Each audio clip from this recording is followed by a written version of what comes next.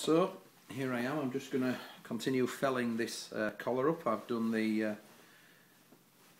lapel and collar together earlier. I'm now working on the leaf edge of the collar. The leaf edge is this piece that falls over. This is a Super 140's cloth. It's very thin, very delicate. So this stitch has got to be placed very precise, otherwise it shows through onto the right side and you don't want any stitches showing through whatsoever. So I've already got halfway around it, so I'm just going to continue. So we just nice and steady go across. This is a bespoke garment, so everything that can be sewn by hand is sewn by hand. Cottons just come out of the needle, so I'll just rethread that back up. So what we're doing is we're just felling this melting under collar onto the cloth very gently with a very neat stitch. Got to be careful that you don't pull this tight, so I'm holding both the edges quite taut, because otherwise you'll end up with one bigger than the other, and we don't want any fullness on the top collar whatsoever on that leaf edge, obviously. So one thing I don't do is I make sure I don't curl it over my fingers in any way. It's got to come exactly straight. It's got to be held straight across here, so it can just go across nice and neat and net. The ease is already in the collar when I made it, from the under collar and the top collar. I think what we need to do is tie this one off and get another piece of cotton. So just make a little loop and a knot through.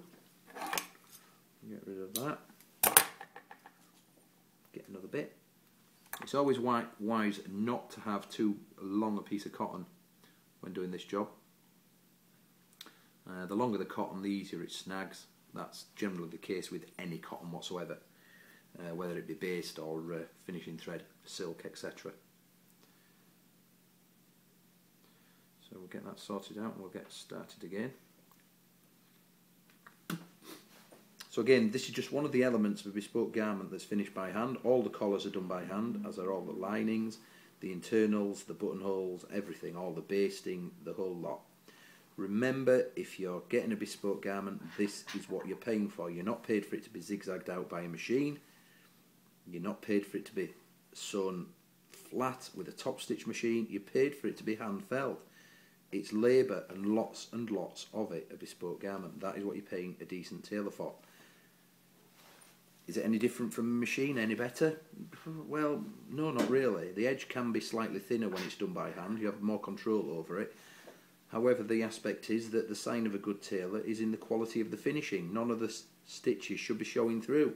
So if you've got a tailor that can't sew, then, you know, change tailors. Simple as that. You know, you want to be asking yourself this question, you know, have you seen your tailor actually make anything?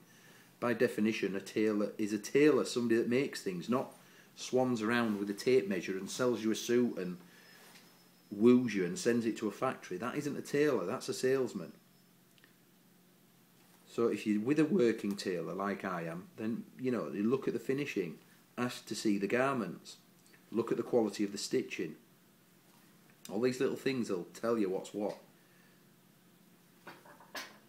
whether the quality is any good. Anybody can sew the main seams up by machine, but all this delicate hand finishing